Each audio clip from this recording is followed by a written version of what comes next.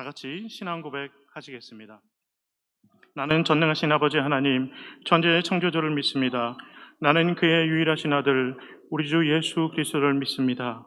그는 성령으로 잉태되어 동정녀 마리아에게서 나시고 본디오 빌라도에게 고난을 받아 십자가에 못 박혀 죽으시고 장사된 지 사흘 만에 죽은 자 가운데서 다시 살아나셨으며 하늘에 오르시어 전능하신 아버지 하나님 우편에 앉아 계시다가 거기로부터 살아있는 자와 죽은 자를 심판하러 오십니다.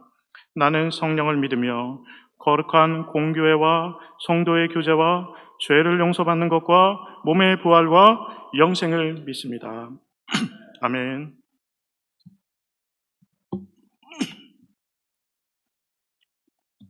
오늘 선포될 하나님의 말씀은 사무엘상 9장 27절부터 10장 1절 말씀입니다. 구약성경 422페이지에 있습니다.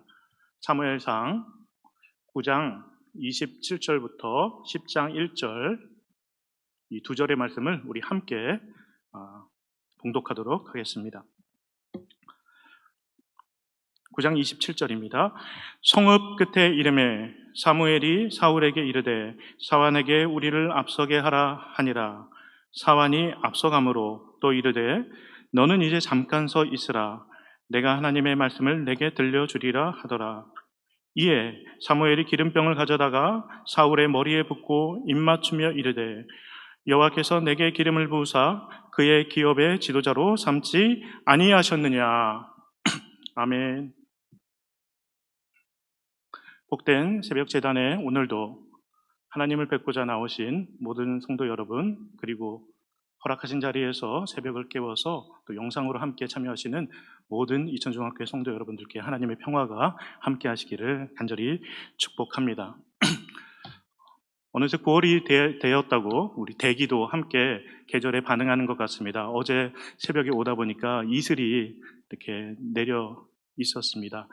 그 새벽에 이슬을 보면서 여러분들도 바로 떠올릴 것입니다. 새벽 이슬과 같은 주의 청년들이 주님 앞에 나온다. 새벽을 깨워서 기도하시는 여러분들이 영원한 주님의 청년들입니다. 여러분들 안에 하나님 나라의 희망이 있습니다. 또한 우리는 그 신앙을 또 우리 다음 세대들에게 또 전해야 할 것입니다. 지난 시간 우리는 사무엘과 사울이 드디어 만나서 함께 보낸 그 밤의 시간 그리고 아침 시간 생각해 보았습니다. 사울은 아마 그날 밤과 또 오늘 본문으로 이어지는 그 다음날 아침을 평생 잊지 못했을 것입니다. 하나님의 인도하심을 따라 영적 스승 또 다른 아버지라고 할 수 있는 사무엘과 그날 밤 지붕 위에서 별을 보면서 깊은 이야기를 나누었습니다. 비록 깜깜한 세상이었지만 이스라엘이 처한 현실처럼, 아니 우리가 처한 지금 현실처럼 깜깜한 밤이었지만 지붕이 하늘을 가득 채운 그 별을 바라볼 때 사무엘과 사울은 그 옛날 아브라함이 별빛을 바라보면서 보여주시는 하나님의 희망의 약속을 바라보며 또 나갔듯이 그런 벅차오르는 마음으로 서로 함께 밤을 지냈을 것입니다. 또한 그 다음날 일찍이 일어나 떠오르는 아침 태양을 바라보며 사울과 사무엘은 본인들에게 주어진 하나님의 소명을 희망찬 마음으로 또 현실로 받아들이고 또 민족 이스라엘과 함께 하셔서 그 어려운 시기를 이기게 하시고 더 큰 축복으로 인도하실 하나님을 믿음으로 바라보면서 또 하루를 벅차게 시작했을 것입니다. 바로 그날이 바로 오늘 본문의 그 아침입니다. 한 사람은 하나님의 이름으로 기름을 부었고 다른 한 사람은 기름 부음을 받고 이스라엘의 첫 번째 왕이 되었습니다. 그날은 바로 이스라엘의 새로운 희망이 싹트는 시간이었습니다. 하나님의 희망은 사람들로 싹트게 됩니다. 여러분들도 그런 하나님의 희망의 싹들이 되기를 간절히 축복합니다. 오늘 말씀에서 사무엘은 사울에게 기름을 붓습니다. 사무엘은 미리 기름병을 정성스레 준비하고 있었다가 사울의 머리에 붓고 입 맞추고 말합니다. 여호와께서 너에게 기름을 부으사 그의 기업의 지도자로 삼으셨다. 바로 그 순간 사울은 하나님 기업의 지도자, 즉 이스라엘의 첫 번째 왕으로 세움받게 된 것입니다. 사울은 이어지는 사무엘상 이제 10장 중반에 보면은 미스바에서 제비 뽑기가 다시 이루어집니다. 그 제비뽑기를 통해서 왕이 된 것이 아니었습니다. 또한 사무엘상 10장 후반부 보면은 모든 백성 앞에서 아주 성대한 대관식이 펼쳐집니다. 왕으로 선포되고 모든 백성은 만세를 외쳐 부르는 화려한 장면이 펼쳐집니다. 그러나 사울은 또한 그때의 왕이 된 것도 아니었습니다. 사울이 왕이 된 순간은 바로 오늘 본문의 시점, 즉 사무엘이 그에게 입을 맞추고 기름을 붓고 하나님의 이름으로 선포했을 때, 즉 하나님이 마음을 정하시고 인치셨을 때 바로 왕이 된 것이었습니다. 그러나 사울이 기름 부은 그 장면 여러분 한번 생각해 보시기 바랍니다. 왕으로 소용받은 순간치고는 너무나도 소박하고 심지어 조촐해 보이기도 합니다. 기름을 부을 것 같으면 산당에 있는 그 성읍 떠나기 전에 사람들 모아서 최대한 풍성하게 할 수도 있었을 것입니다. 그러나 사무엘은 마을을 떠난 뒤에 그나마 함께 있던 한 명의 사환도 앞으로 보낸 뒤에 사울과 단둘이 남아서 하나님의 부르심을 그에게 전하고 기름을 붓습니다. 사뭇 초라하고 어쩌면 쓸쓸해 보이기까지 합니다. 그러나 왠지 모를 거룩함이 느껴지기도 합니다. 9장 27절입니다. 성읍 끝에 이름에 사무엘이 사울에게 이르되 사환에게 우리를 앞서게 하라 하니라. 사환이 앞서감으로 또 이르되 너는 이제 잠깐 서 있으라. 내가 하나님의 말씀을 내게 들려주리라 하더라. 일부러 사람을 모을 것 같지는 없다 하더라도 굳이 함께 있던 사람도 앞서가게 하고 기름을 부어야 했던 일일까요? 사무엘은 왜 그랬을까요? 어디론가 소문이 나서 나중에 일이 틀어질까 봐 걱정했던 것일까요? 그렇지 않습니다. 지혜로운 선지자 사무엘은 이스라엘의 첫 번째 왕 사울로 하여금 사람 앞이 아니라 하나님 앞에 단독자로 온전히 서도록 하기 위해서 아무도 없는 곳에서 조용히 기름을 부은 것입니다. 우리는 우리 교회 내에서 여러 가지 직분과 직책 또한 책임과 사명을 맡고 있습니다. 그러나 그 부르심은 우리가 교회 조직의 일부라서 우리에게 그냥 던져진 일이 아니라 우리 한 사람 한 사람, 여러분 한 사람 한 사람이 하나님과의 직접적인 관계를 맺고 함께 교회 공동체를 이루는 가운데 우리에게 하나님으로부터 주어진 거룩한 일들입니다. 우리는 이 순서를 분명하게 알고 있어야 합니다. 이 순서를 까먹고 일에 경도되다 보면 결국은 하나님과의 관계를 잊어버리고 오히려 그 일마저도 틀어지게 됩니다. 하나님 앞에 홀로 서지 못한 채 자신에게 주어진 직분이나 책임에 경도되면 그 사람 삶 전체가 어그러지고 맙니다. 그리고 그 사람이 맡고 있는 일은 물론이고 결국은 그 공동체에도 결과적으로는 해가 됩니다. 아무리 일을 잘하고 아무리 에너지가 넘치는 사람도 그 순간에는 일을 잘하는 것 같지만 하나님과의 관계가 단독자로 서이지 못하면 나중에 분명히 문제가 생깁니다. 하나님과의 관계가 어그러지는 사람은 언젠간 그 대가를 치른다는 것을 우리는 준엄하게 생각하고 하나님 앞에 오늘도 내일도 홀로 단독자로 설 수 있어야 합니다. 특히 이 새벽 시간이 그렇습니다. 세상의 흐름과 사람들의 시각에 휩쓸리면서 어느새 어긋나버린 우리 신앙과 우리의 삶을 하나님 앞에 단독자의 모습으로 다시금 조율하는 시간이 바로 이 새벽의 영성 시간입니다. 덴마크의 철학자 쉐렌 키에로케고르라는 사람이 있습니다. 그는 한때 목회자를 꿈꿨던 아주 누구나 이름을 한 번쯤은 들어봤을 천재적인 사상가입니다. 그는 평생토록 구도자의 마음으로 하나님 앞에 단독자로 서고자 했던 고독한 실존주의 철학자였습니다. 하나님 앞에 선 단독자, 이런 말을 바로 이 철학자 키에로케고르가 처음 한 말입니다. 그는 인간의 실존적인 불안, 인간의 절망에 대해서 생각했습니다. 실존이란 말이 좀 어렵지만 인간의 어떤 상황이나 조건이 아닌 그냥 인간 자체로 받아들여야 하는 그 존재적인 현실이 바로 실존입니다. 그런 인간이 실존적으로 하나님 아니고서는 절망과 불안에 허덕일 수밖에 없다. 이런 깨달음을 얻었습니다. 치밀한 철학적 사유를 통해서 말입니다. 그는 인간의 실존 방식에는 세 종류가 있다고 이야기합니다. 첫 번째, 감각적, 충동적인 실존입니다. 그냥 감각적이고 행복한 삶, 육신적으로 좋은 삶, 이런 욕망을 꿈꾸면서 사는 사람들을 말합니다. 다음으로 윤리적인 실존이라는 게 있습니다. 소크라테스와 같은 사람들입니다. 나름대로 생각하고 나름대로 고민하고 인간으로서 최대한 고상하게 살고자 하는 이런 사람들 말입니다. 그러나 인간의 힘과 의지로는 결코 하나님만이 채울 수 있는 그 공간을 채울 수 없습니다. 근원적인 불안과 절망에 허덕일 수밖에 없다는 것입니다. 그래서 키에르케고르가 제시하는 마지막 실존이 바로 종교적 실존, 기독교적 실존입니다. 하나님 앞에 단독자로 서서 이 인간의 한계를 하나님께서 우리에게 성육신하여 내려오신 그리스도 예수의 십자가를 붙들고 그 한계를 뛰어넘는 그 기독교적 실존, 키에르케고르는 이것을 발견한 것입니다. 진정한 신앙은 인간의 욕망과 인간의 한계를 이겨내고 하나님께 나아가는 모험이다. 이런 말을 그는 했습니다. 사랑하는 성도 여러분, 우리는 별다른 철학적인 지식이 없습니다. 그냥 하나님께서 부르셔서 하나님께서 인도하셔서 기독교인이 되었습니다.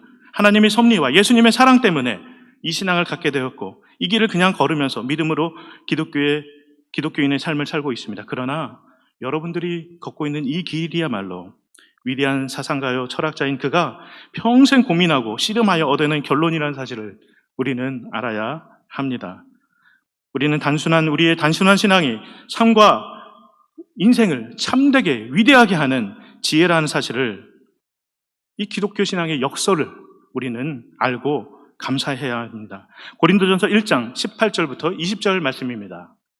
십자가의 도가 멸망하는 사람에게는 미련한 것이요 구원을 받는 우리에게는 하나님의 능력이라.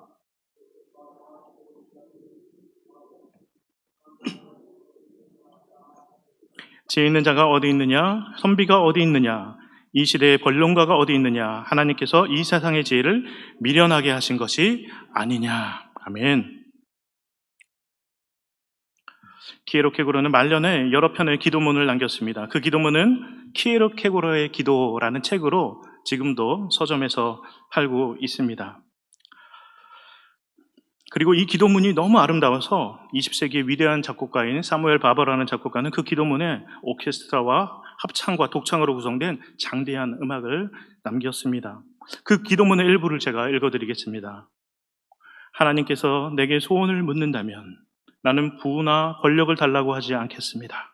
대신 식지 않는 뜨거운 열정과 희망을 바라볼 수 있는 영원히 늙지 않는 생생한 눈을 달라고 하겠습니다.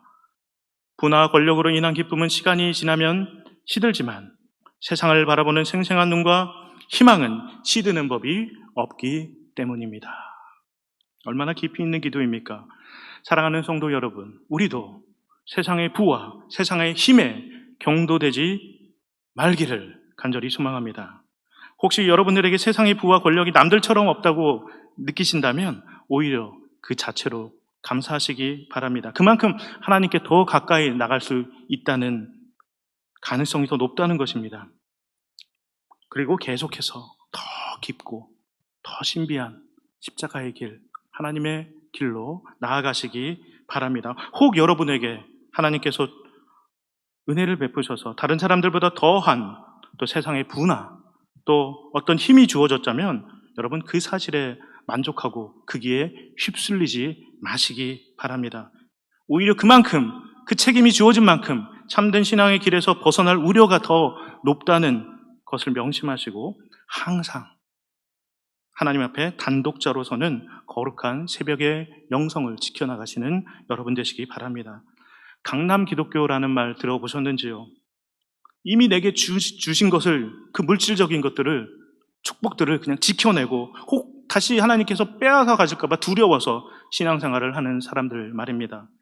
그리고 교회 밖으로 나가면 세상 사람보다 더 세상적으로 사는 그런 신앙이들을 바로 강남 기독교라고 말합니다. 우리는 참된 십자가의 기독교인들이 되어야 할 것입니다. 키에르케고르가 이런 기도를 할 수 있었던 것은 예수님의 말씀과 예수님의 성육신과 십자가의 의미를 진정으로 깨달았기 때문입니다. 오늘 우리가 부른 찬송가 415장의 가사처럼 십자가 그늘 아래 나 서기 원하네. 단독자로 그 십자가 앞에 우리는 늘 서야 합니다. 세상의 유혹과 흐름은 그 힘이 너무나 강하고 너무나 강교합니다. 심지어 우리가 교회를 다니면서도 그 흐름에 휩쓸려 가는 것도 깨닫지 못하게 할 정도로 간교합니다. 우리는 매일매일 십자가 앞에 단독자로 서야 합니다. 사무엘이 사울을 홀로 두고 기름을 부은 것은 사람의 마음이란 것이 너무나 쉽게 변한다는 것을 알고 있었기 때문입니다. 실존이 아니라 상황과 조건 때문에 사람이 너무나 쉽게 변한다는 것을 지혜로운 선지자 사무엘은 알고 있었습니다. 사람이 가진 위치에 따라서, 그 사람의 권력에 따라서 그 주어진 것이 자기 자신인 줄 착각하고 사람은 쉽게 마음이 변해버립니다. 만약 사람들 많은 곳에서 왕으로 성대하게 택함받고 그 시작을 성대하게 했다면 사울은 어떻게 되었을까요? 그 성대한 대관식에는 아마 멋들어진 연설을 했을 것입니다. 모든 게 하나님의 은혜입니다. 하나님이 하셨습니다. 이런 말을 멋들어지게 했을 것입니다. 하지만 어느새 그 사람들의 환호와 그 권력에 취해서 조금씩 변하고 마는 것. 이게 인간의 실존입니다. 그리고 안타깝게도 그 예상은 실제가 되었습니다.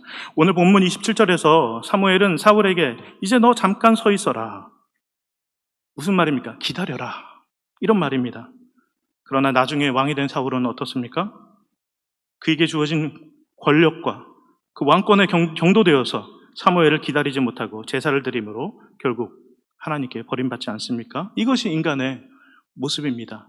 우리가 본 사울의 모습 얼마나 순수하고 얼마나 단순하고 얼마나 정직한 모습입니까? 그러나 그런 사울조차 타고난 악당이 아니라 그 권력에 취해서 결국은 그렇게 무너지고 마는 이 인간의 나약함, 우리는 이것을 처절하게 깨달아야 합니다. 우리도 예외가 아님을 우리는 알아야 합니다. 다음으로 기름 부음에 대해 살펴보겠습니다. 머리에 기름을 붓는다는 말은 하나님과의 특별한 관계를 맺는다라는 말입니다. 사람 머리뿐만 아니라 창세기 28장에 보면은 야곱은 베델에 돌을 세우고 그 위에 기름을 붓지 않습니까? 하나님과 관계를 맺었다는 그 언약의 증표로서 기름을 부은 것입니다. 특별히 이스라엘 왕에게 기름을 붓는다는 것은 다른 나라의 왕과 달리 하나님을 통해서, 하나님과의 관계를 통해서 그 왕권을 행사해 나간다는 그런 거룩한 언약을 말하는 것입니다. 사무엘이 사울의 머리에 기름을 붓고 그리고 입을 맞춥니다. 기름을 부은 것은 하나님께서 사무엘을 통해서 공적으로 하신 일이고, 입맞춤은 사무엘 개인의 마음, 그 아들과 같이 깊이 사랑한 사울을 향해서, 그리고 이 어려운 일들을 이 젊은 소년이 어떻게 감당할까, 그 애잔한 마음으로 입을 맞춘 것입니다. 진심 어린 축복의 마음이었습니다. 사울이 이스라엘 초등의 왕이 된 데는 전권적인 하나님의 섭리가 있었습니다.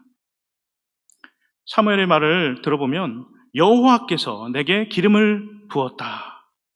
분명히 자기가 부었을 텐데 사무엘은 분명히 여호와께서 내게 기름을 부었다라고 말합니다. 사울을 왕으로 기름 부은 것이 사무엘 자신이 아니라 하나님의 선택에 의한 것이라는 선포였습니다. 하나님께서 사람을 쓰시는 것은 하나님의 전권, 하나님의 자유로운 선택에 따른 것입니다. 우리의 조건, 우리의 혈통, 우리의 능력을 보시고 하나님이 우리를 세우신 것이 아니라는 의미입니다. 사랑하는 성도 여러분, 우리는 모두 하나님의 일이나 직분 또 사명을 맡을 때 인간적인 자기 역점, 자기 결점, 이거 부족함을 나타냅니다. 오히려 이것을 겸손이라고 착각합니다. 그리고 대부분 타당한 이유가 있어 보입니다. 그러나 이것은 하나님 앞에 핑계가 되지 못합니다. 오히려 교만이라고 할 수도 있습니다. 왜냐하면 그 밑에는 하나님께서 맡겨주신 일을 내 힘으로 하겠다. 내 힘으로 하려고 하니까 내 힘에 대해서 저는 힘이 없어요. 이런 말을 하는 거 아니겠습니까? 하나님께서 일을 맡기시면 하나님 저에게 힘을 주십시오. 제가 하겠습니다. 이런 마음으로 맡아 나가시는 저와 여러분 되시기를 축복합니다. 이렇게 성도의 귀한 직분과 사명은 우리에게 그저 주어진 것이 아니라 하나님께서 모태로부터 택정해 주는 것입니다. 디모데후서 1장 9절 말씀입니다. 하나님이 우리를 구원하사 거룩한 소명으로 부르심은 우리의 행위대로 하심이 아니요 오직 자기의 뜻과 영원 전부터 그리스도 예수 안에서 우리에게 주신 은혜대로 하심이라. 아멘. 우리 마지막으로 기름을 부으신다는 것이 우리를 향해서는 어떤 의미가 있는지 한번 살펴보도록 하겠습니다. 이 생각으로 오늘의 말씀을 갈무리할까 합니다. 오늘 본문의 사울만 기름 부으심을 받은 것이 아니라 복음서를 보면 예수님께서도 기름을 부은 자, 메시아라는 의미가 바로 기름 부은 받음을 받은 사람이라는 히브리어 말이고, 크리스토스, 그리스도가 바로 헬라어로 기름 부음을 받은 자라는 의미입니다. 예수님은 우리를 위해서 기름을 부음을 받으신 영원한 우리의 왕이십니다. 누가복음 4장 18절부터 19절입니다. 주의 성령이 내게 임하셨으니 이는 가난한 자에게 복음을 전하게 하시려고 내게 기름을 부으시고 나를 보내사 포로된 자에게 자유를, 눈먼 자에게 다시 보게 함을 전파하며 눌린 자를 자유롭게 하고 주의 은혜의 해를 전파하게 하려 하심이라 하였더라. 사랑하는 여러분, 얼마나 귀한 말씀인지 모릅니다. 이 말씀은 이사야 61장에 예언된 말씀입니다. 선지자 이사야를 통해 말씀하신 하나님의 약속이 바로 우리 메시아 그리스도 예수님을 통해서 이미 성취되었음을 선포하고 있는 귀한 말씀입니다. 이 구절을 한 구절 한 구절 곱씹어 외쳐보시기 바랍니다. 포로된 자에게 자유를, 눈먼 자에게 다시 보게 함을, 눌린 자를 자유롭게 하고 주의 은혜의 해를 전파하게 하려 함이라. 얼마나 벅차오르는 말씀입니까? 그러나 주님은 또한 그 하나님의 원대한 꿈을 우리가 계속 이어나가기를 원하십니다. 제가 사무엘상 강의를 진행하면서 계속해서 인용하는 말씀 여러분 기억하실 것입니다. 바로 우리를 왕같은 제사장으로 부르신 베드로전서 2장 9절 말씀입니다. 주님께서는 우리 한 사람 한 사람, 여러분 한 분 한 분을 왕같은 제사장으로 삼으사 기름 부어 주셨다는 놀라운 사실 말입니다. 그리고 주님은 주님의 꿈을 우리를 통해서, 여러분들 한 분 한 분을 통해서 오늘도 내일도 계속 이어나가기를 원하시고 계십니다. 제가 이천중학교에 부임하기 전에 우리 성악을 같이 공부했던 친구들과 함께 모여서 얘들아 우리 찬양하러 가자. 그래서 팀을 꾸려서 어디든지 부르는 곳이면 달려가서 찬양했는데 어느 날 그게 있는 메조 소프라노 어떤 친구가 기름 부으심이라는 처음 듣는 찬송을 불렀는데 그 말씀, 그 찬송에 울려 퍼진 그 말씀이 저에게 큰 은혜가 되었습니다. 주 여호와의 신이 내게 임하셨으니 이는 주께서 내게 기름 부으사 가난한 자에게 아름다운 소식을 전하게 하심이라. 나를 보내사 마음 상한 자를 고치며 나를 보내사 눈먼 자를 눈뜨게 하며 나를 보내사 갇힌 자를 놓이게 하며 포로된 자에게 자유를. 주님의 성령 내게 임하여 하늘의 영광 나타나게 하소서.